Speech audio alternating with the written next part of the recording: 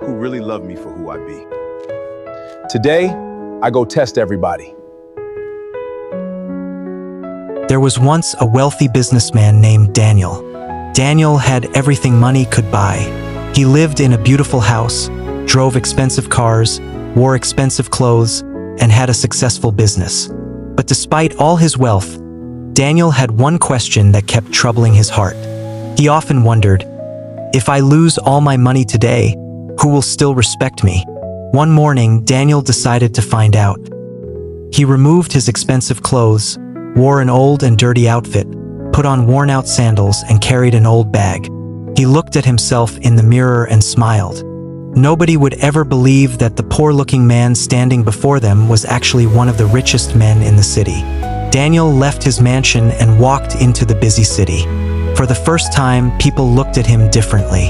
Some people ignored him. Others moved away from him. Daniel eventually approached a food seller and asked for help. But instead of receiving kindness, he was chased away. Daniel walked away quietly.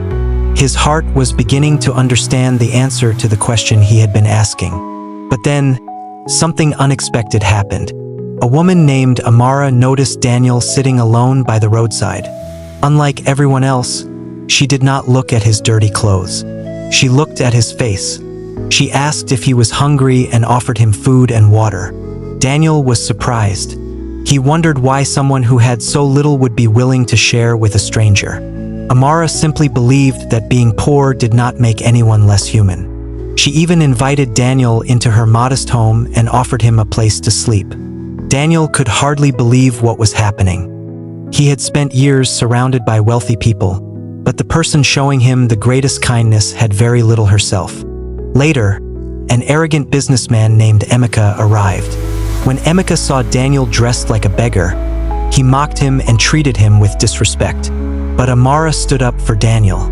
She reminded Emeka that every human being deserved respect, regardless of their financial situation. Daniel watched everything quietly. Deep inside, he knew he had found what he was looking for. Amara's kindness was genuine. She had helped him without expecting anything in return. Daniel decided to carry out one final test. He pretended to become sick and weak.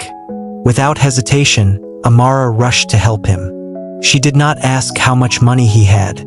She did not ask what he could give her. She simply wanted to make sure he was okay. That night, Daniel could no longer hide his emotions. He realized that true wealth was not found in a bank account, a luxury house, or an expensive car. True wealth was found in the heart.